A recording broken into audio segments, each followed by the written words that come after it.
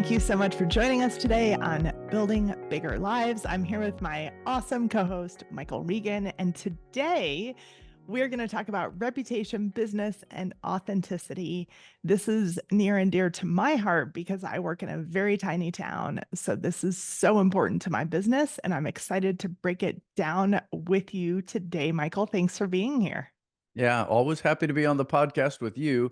And I agree. I think this one does matter because as we live in a world where technology, the proliferation of technology is real, AI is real, and what we are experiencing is really, I think, bringing the subject of authenticity in the business world into the limelight. And so it's an exciting time to talk about it, and I can't wait to unpack a few of these questions with you.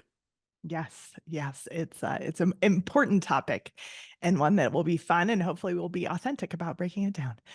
So, why do you think authenticity is such a hot topic right now? I imagine I imagine because we're seeing what the alternative looks like so much more than I can ever remember in my lifetime. I don't mean to imply that, human nature hasn't always had some inauthenticity about it. I mean, we've had, fakers along the way for all of humanity. But right now our resources that allow those people to be visible to us. It used to be when you had, weirdos in the world, they lived in their mom's basement and you just didn't know about it. Now they're out on the internet and they're real and they're live and everybody knows about it. Well, it's kind of true with folks that live these plastic lives, these fake lives. They live publicly. So we're visible to it. And so I think it forces the converse to be addressed, which is what does it mean to be authentic in a world like we live in? And what does that look like? And so I think all of those drive it to be a hot topic. And then it gives us all an opportunity to maybe shake up the box a little bit and decide, well, which of these pieces really matter to us in the puzzle we're building in the future? Because maybe what got us here won't get us there. Maybe what we cared about as young professionals isn't what we'll care about as seasoned professionals.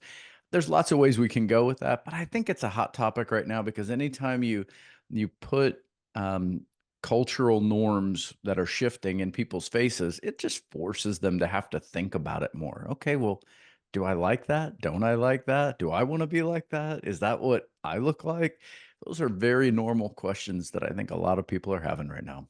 Yeah, absolutely. I think that is absolutely the case. One of the things that really isn't on our list of topics to talk through, but something I think is important to bring up is I think one of the keys to authenticity is confidence. And that's another hot topic right now is confidence. And I do think in order to be authentic, you have to have that confidence to say, you know what? Who I am and showing who I am is important to me. And I am confident in that. So let's dig into that a little bit because ultimately that comes from our values. And how do where do those come from? And do they change as you evolve in your business life and evolve as you grow? I think that's a really great question because it's the nature versus nurture conversation that I think people have been having since the Greeks were having it at the Acropolis, talking about important life thoughts, and we continue to this day talking about it. And Catherine, I think I can speak from experience, my own personal experience. I think when I look at the world around me, I'm regularly being influenced by things that attract me and things that repel me. And so I have to respond to both. And I have to decide where do I fit between those things. So when someone is out in the world in their authentic mode, so let's give them, fair newsflash, we all have permission to be unique. We all have permission to be ourselves. But not everybody's going to be attracted to that. Some people are going to love it. Some people are not going to care about it. There could even be a small percentage of people that don't like it at all. But we're all reacting to it. So as I think about, you know, where your values come from, I think they come from all those experiences. I think at some point in time, you're absorbing the environment around you and your brain is starting to make little decisions. Do I want to be like that or do I not want to be like that? And all those things get planted in our mind. And then at some point, hopefully, we run into people, whether it's a teacher during your formative years or a coach, maybe if you're an athlete and playing sports, maybe a manager as you get into business. You hope somebody at some point puts a little bit more definition to those things that you think are important, and you start to ponder whether or not these are actual values that you're going to hold beyond just, oh, I like this and I don't like that. Like, when can you help somebody helps you whittle it down? And once you've done that, I think those become a reflection of who you are in the world that you live in. And so I think that's where they come from, and then they tend to change as life progresses because you tend to meet new people, you have new experiences, hopefully you travel, hopefully you serve people, and as you do things like that, your palette of experiences expands and you start to realize, "Oh, I used to think this, but now I'm not so sure." And your values get affected by that. I'm probably way off course from the question that you asked, but I think they come from our experiences.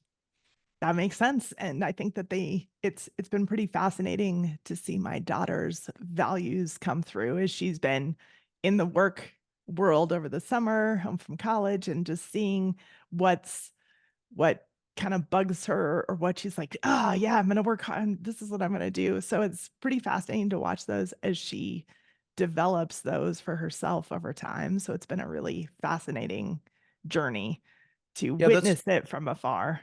that's a beautiful thing, Catherine, because as you just described that with your daughter, you and Todd have done a great job of putting your girls in positions where they can experience some diversity.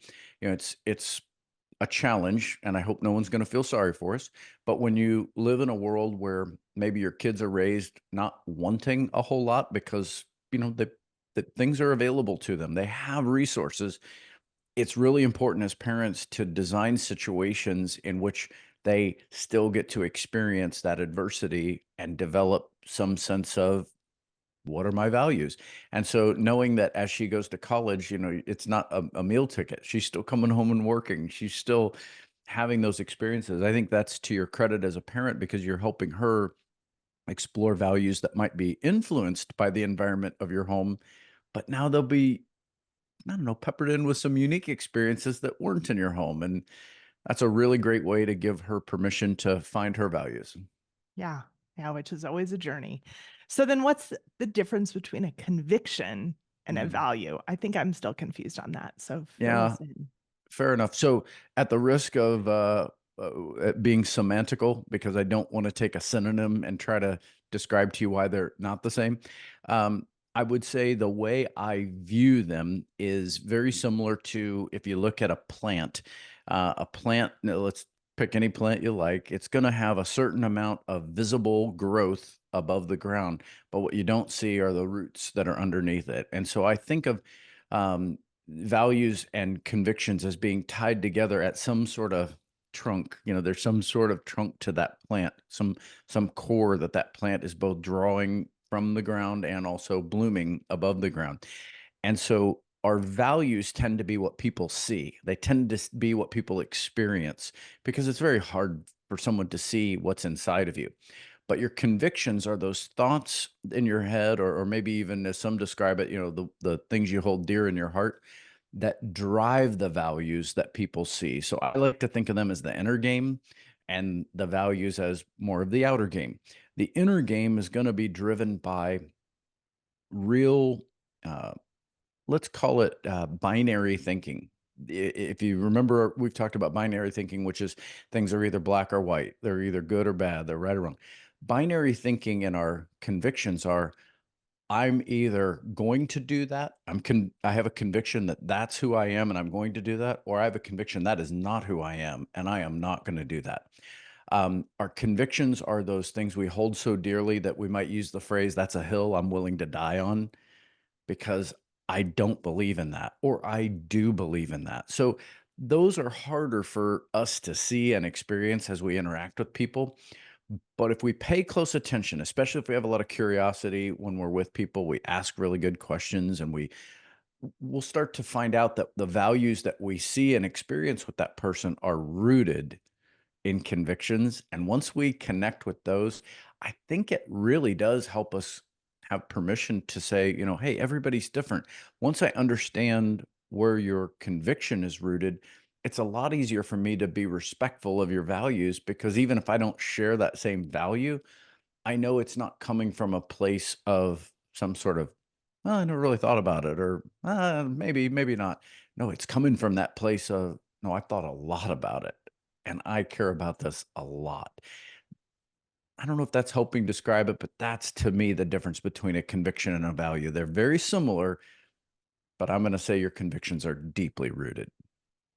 That does make sense, and that does help. So, I think dying on that hill is honestly the best way to describe it. So, because So, that's the So I wanna core. test I wanna test it out then. So if you think about the way I just described that, you Mhm. can probably think of things that you value in your life. Like, I know you value being healthy because you eat well, you exercise, you really recognize the connection between your physical health and your mental health. I know all these things because I've been around you. So there's a lot of values there. If I were to ask you, where is that rooted in your life? Is there something that you've ever experienced or something that happened that was so pivotal in your thinking that you said, this is why I'm willing to fight to be a healthy person? Do you know where that conviction comes from, or have you ever thought about where that's rooted? Ah, that's a good question. I think for me, it's I don't want to be an old person that can't have fun because right now I wanna work, but I know that there's gonna be a time in my life that I wanna play, and the only way I'm gonna be able to do that is if I'm healthy. And that's, I think, partially where it comes from. I'm not gonna be the person who sits in front of the TV all day when I retire. It just I cannot. Okay, so this is really fun because our listeners right now are getting to experience an authentic question. We didn't script that. You and I hadn't talked about this before. And guess what? I recognize that we had similar values because I've seen us in action before.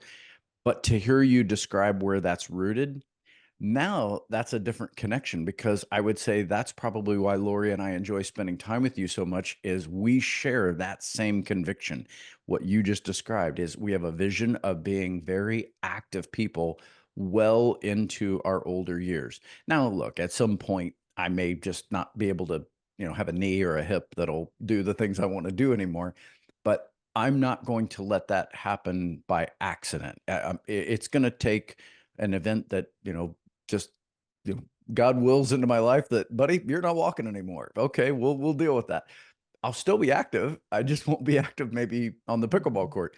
But hearing you describe the way that you're driven to the values that you have, that's what I hope our audience heard too, is that your values then are driven by those convictions. If you're convicted that you want to be an active older person, you'll start making choices in your values like what I eat, how I sleep, who I spend time with, how I exercise. All those things contribute to a future you see clearly, and it was rooted in your conviction. So I think you totally understand it. Oh, good. Thank you so much. So, this is something speaking of convictions, who you are matters. So, to me, I am basically the same person at work that I am at home. My kids say I have a different voice, but other than that, really who I am is who I am, whether that be at a restaurant or at work. And that was one thing that used to kind of bug me about the mortgage industry is you would have one person who was at work and one person that was at home, and they were very different people. And those people may not even like each other. So I think that who you are matters. So let's talk about keeping those congruent and how somebody can start to get those maybe closer together. Yeah, I suppose that's a choice we all have to make because you're right. I've definitely met some people who it's radical how different they are in their home life from their work life, and it's funny, sometimes it's, the opposite in ways you don't expect, meaning sometimes someone is a wonderful husband, a wonderful dad, and a real a-hole at the office, and it doesn't make sense, like, what happened? And vice versa, sometimes you meet this gal who's just an incredible person to work with, and then you find out, she can't keep her life together outside of the office. She can't seem to figure out how to be healthy. She can't figure out how to maintain relationships. She can't. So it goes. It's confounding, frankly, when that happens. Your question really is, how do we do that? I suppose you have to help people think differently before they'll tend to act differently. And I hope that we all understand that, but that's a really important thing. And in order to think differently, we often have to have a vision for what a better version of me would look like if those were more congruent, if the version of me at home and work were more congruent. You have to have a vision for that. And sometimes that comes from being inspired.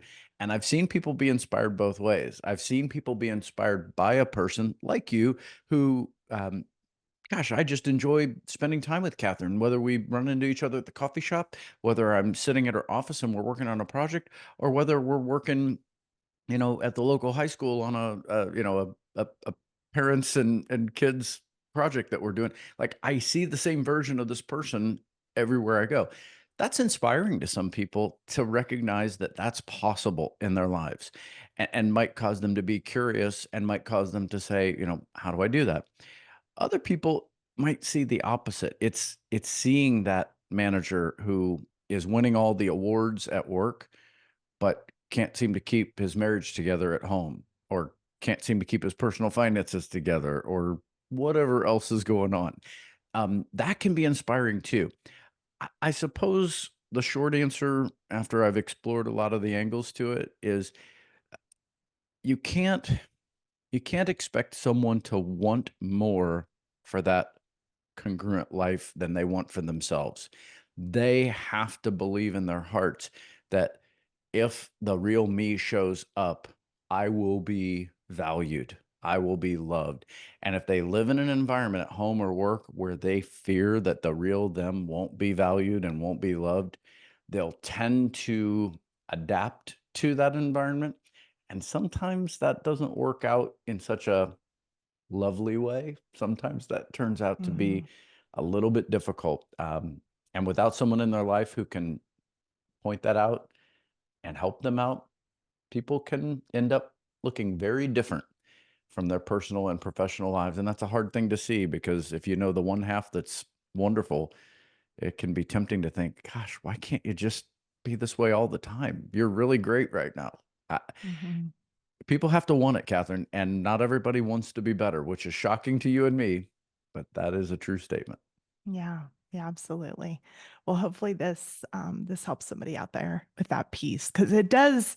There's a feeling you get in your heart maybe that says like, this isn't who I am. I know that I'm better than this. I know I can do better. And there's that incongruency that you feel that sometimes helps you make that next step. So maybe if you're starting to get that feeling in your head, just to say, okay, where am I being inauthentic in my life? And how can I pull that in just a little bit by doing a tiny habit to bring that back into the circle of, I would say the circle of happiness, but that kind of sounds kind of cheesy. So, but I'll go with it. It for authenticity, of course. Yes, of course. So how do you stay true to yourself when the environment changes? So you're you, and let's say your company has a shift or you move or something in the environment changes. How do you really stay true to yourself with that? I think I'm going to go back to our first topic around convictions. If I am not rooted in my convictions when the environment is good, then you can dang well count on the fact that I will be disoriented when things go wrong. So I think it starts with a clear sense of I'm rooted in some values. Remember, I called them hills that I'm willing to die on.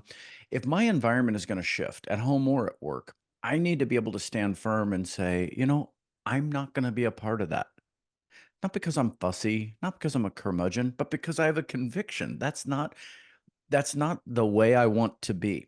Now, what's beautiful about that is if you really think about your convictions in that light, there's not that many of them that you're really willing to die for. I mean, let's be honest. That's a statement that you really have to press yourself on, because most people will value several things up to a point but then you find out you're not really rooted in that. You like the idea. It's a good idea, but you're willing to be flexible on it if enough pressure is exerted on you. Cheeseburgers would be true for me, right? If at some point someone's got a good cheeseburger, I'm probably going to pause on my value of eating well. So that said, I think you have to just recognize that as part of the equation is that your convictions have to be present at a time when your mind is calm and at a time when you are thinking clearly so that when that event happens that's going to rock your world, a family member passes, a company's going to shut down a leg of the business, a partner that you've worked with suddenly decides they're going to go with someone else. Tough moments in life where you're really going to be, what's the old Mike Tyson quote? Everybody's got a plan until they get punched in the mouth. Yeah. Boy, you don't want to decide at the moment you've been punched in the mouth that you better figure out your convictions. You better know what they are right then and there, or you can get disoriented. And any of us could easily become someone we never planned to be. And you can get pretty far down the road before the consequences of that catch up to you. And that's hard. And I have a lot of empathy for people whose worlds get rocked simply because they didn't maybe think about where am I rooted while things are calm.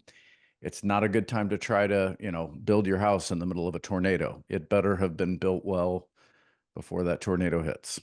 Oh, that's a good analogy. So then when do you hold back your natural style, AKA when do you adapt to what's going on? So that's just the other side of the coin. Yeah, you and I've talked about this on an episode, so I won't dig deep. But for those of you who want to go back and look at how we studied DISC, I think this was where we talked about it. I I have to tell you, I think adapting is an art that most of us can really benefit from when we recognize that it simply comes from a place of humility, Catherine. I recognize that if I'm just natural me all the time in every environment, then that's a very selfish view of the world that says, oh, well, I just expect the world to adapt around me. I expect the world to just, and it might come from a genuine place of, oh, I wish people could just like me for who I am. Well, we all want to like you for who you are, but who you are doesn't always fit in every environment you're in. And this is where emotional intelligence really shows up. Folks that recognize the environment they're in can see, oh, I'm probably talking too much. Oh, I'm maybe not talking enough. Oh, maybe I need to bring a little more um, energy to the situation. Maybe I need to slow my roll a little. And so that awareness of your environment and your social setting might be a really important ingredient to your ability to adapt to the environment that you're in. Um, but you don't have to, you know, put your natural style under lock and key. It just means you're adapting. That's why I love that word. It's not killing it. It's just recognizing that, okay, the way that I'm wired might be really valuable if I would just soften the edges a little bit in this situation so that everybody can value it. Where if I stay firm and hard, I'm gonna slice somebody, and then what do we have? Now we've got hurt feelings. Now we've got frustration and division. How do you do that? I think you have to be very socially aware of your environment and then recognize and also very self-aware and find a way to combine those two by looking at the environment you're in and saying, which version of me is going to be best for this situation that I'm in? And something that I sometimes think about is how can I adapt my natural style to give the space for someone else to be authentic Ooh, I and like for that. someone else to be able to show their authenticity because it is scary to do so. So No, that's if we good. can take it down a notch, sometimes that can help out. But you led into the perfect next little bit here. So because I think this is also important with how our reputation and how that fits into authenticity. Obviously, if we have all hard edges, that is going to hurt our reputation after a while. So how do those two collide and how do they work together?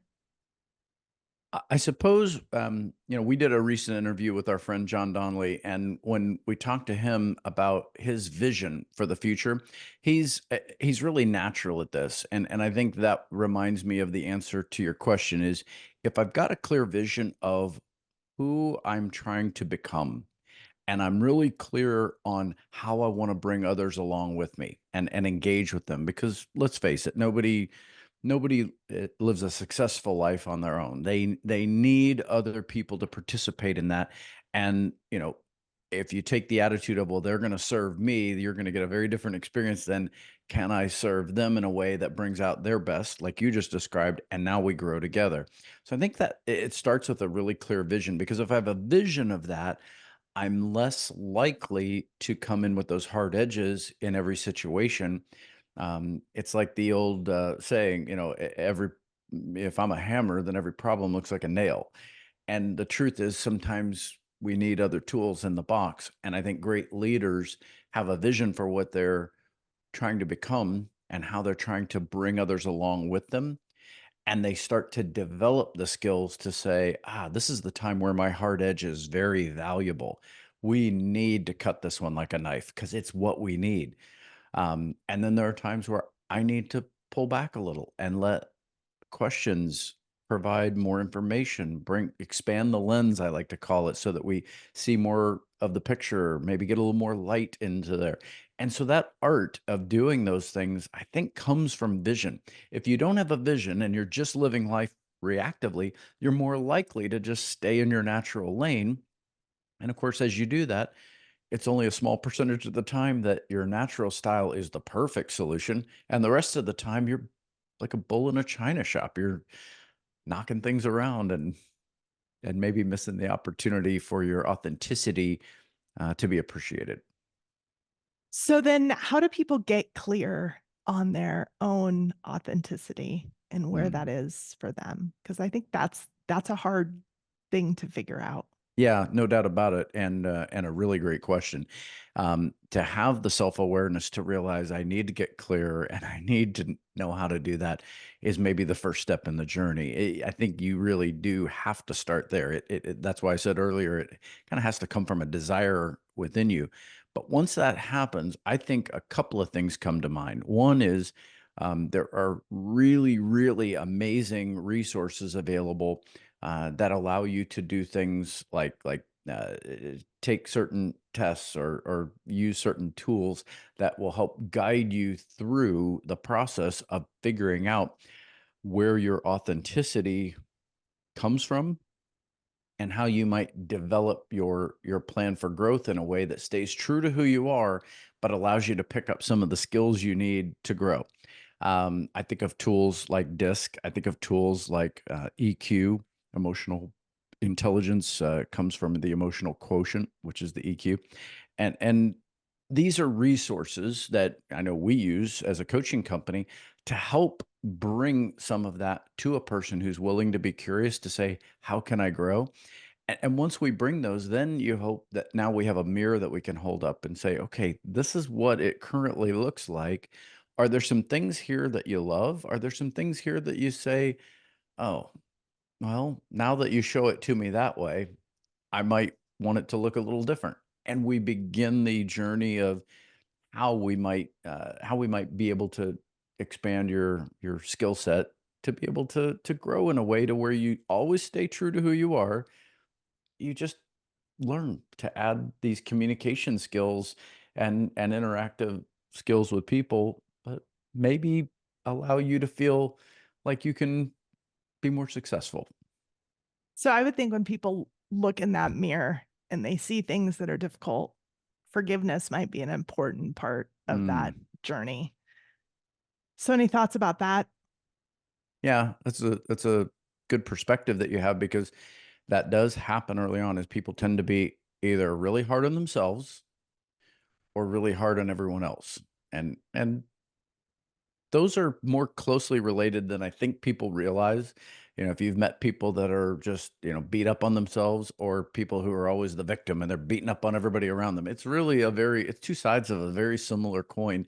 And I think you use a great word there, because whether the forgiveness is for yourself or whether the forgiveness is for others, it's often misunderstood as if you're giving yourself or someone else some sort of undeserved hall pass. Like, okay, well, just let it go.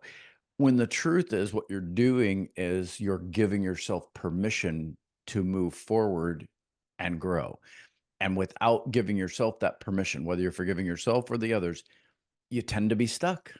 And once you're stuck, no matter how great the image in that mirror is or how helpful it is to illuminate the things that might be growth areas, if you can't start with some willingness to say, I'm going to forgive myself for not knowing the way I was, or I'm going to forgive others for not understanding who I am, or whatever the scenario, if you can't start with forgiveness, probably going to be a hard journey to continue on. So you're very intuitive to pick up on the word forgiveness.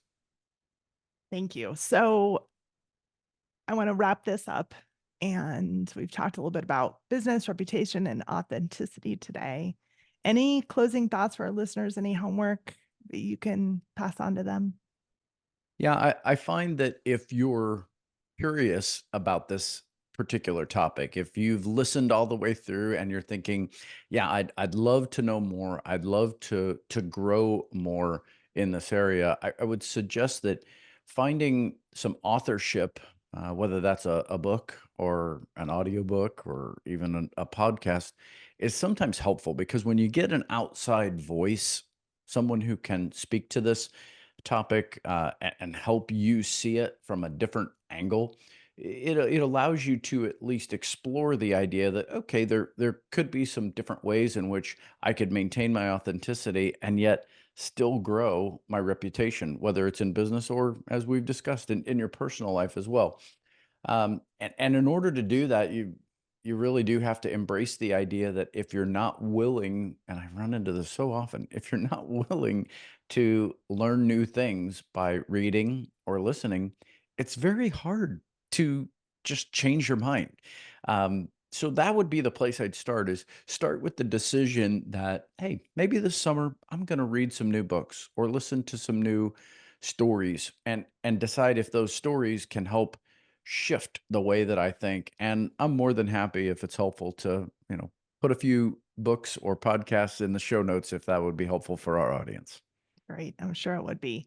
And one thing I'll say is if this was difficult to listen to, and if you thought, oh, I don't know, this maybe isn't interesting or I'm uncomfortable, lean into that because that might mean that there's a part of your business or a part of you that is out of alignment a little bit. So think of a chiropractor saying, "Ooh, this one's a little funky. We got to push on that." So lean in, push on that, think about it because it could be. I find that people who have that gap can sometimes back away from it versus leaning into it. So hopefully you just, after this podcast is over, just sit in some silence and maybe think through that a little bit if this was a tough one to listen to. And hey, Michael, thanks for all your insight on this topic. It's every time we're here, I learn more. So thank you for all your insight and knowledge. Happy to do it. And thanks for bringing it to light, Catherine, because I think your comments right there are well said. I think sometimes the best thing we can do is not jump into action, it's to reflect. And so I love that that's where your head went for those listeners that might be struggling. Is just absorb it. I think the phrase you used is lean in. I know you love the title of that book, and it's a great application for that. And so, yeah, thanks for bringing this topic to light. And I look forward to exploring this further when some of our audience has interacted with it. Great. Thank you so much for joining us today on Building Bigger Lives with Michael Regan and Kathryn Peterson. We are so glad you're here. We hope this topic was helpful for you today. Go out in the world and be authentic. We'll see you on the next episode. Great.